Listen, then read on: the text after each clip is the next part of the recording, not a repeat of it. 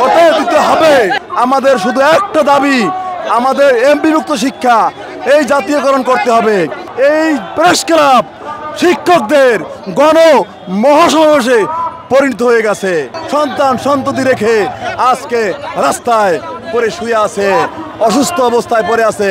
আমাদের যে দাবি দেওয়ার পক্ষে হাজার বাংলাদেশের মাঝে থেকে, হাজার বর্গ মাইলের মধ্যে থেকে যত শিক্ষক, আমাদের এমপিভুক্ত শিক্ষক আমাদের এই দাবি দেওয়ার ক্ষেত্রে আসছে।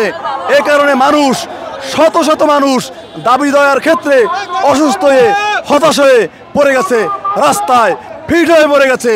আমাদের শুধু একটা দাবি, আমাদের এমপিভুক্ত শিক্ষা এই জাতীয়করণ করতে হবে, বাড়ি ভাড়া বৃদ্ধি করতে হবে এবং বিগত যত চিকিৎসা ভাতা ছিল সেগুলো বৃদ্ধি করতে হবে।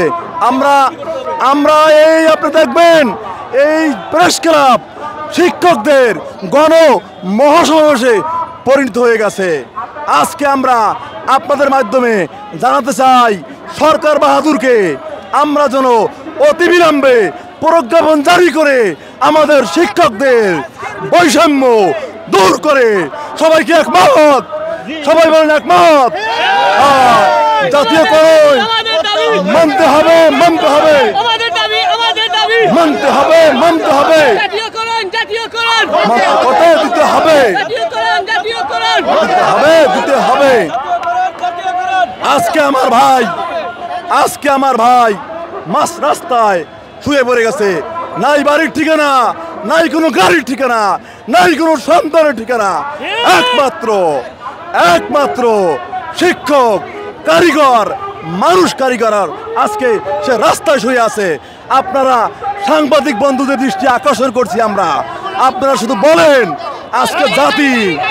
আজকে জাতি কিভাবে আমরা করব, আমরা শিক্ষা জাতি কিভাবে উন্নতি করব। আপনাদেরও ছেলে সন্তান আছে, আজ দেখেন পরিবার রেখে, সন্তান সন্ততি রেখে আজকে রাস্তায় পড়ে শুয়ে আছে, অসুস্থ অবস্থায় পড়ে আছে, ফিট হয়ে পড়ে আছে, কোনো হুঁশ নাই। এইরকম শত শত শিক্ষক আমাদের মাঝে শুয়ে আছে। আমি আপনাদেরকে উদারত আহ্বান জানাই, আপনাদের মধ্য থেকে আপনারা অতি বিলম্বে আমাদের এই দাবি পূরণ করবেন, সেই প্রত্যাশা আমরা রাখি।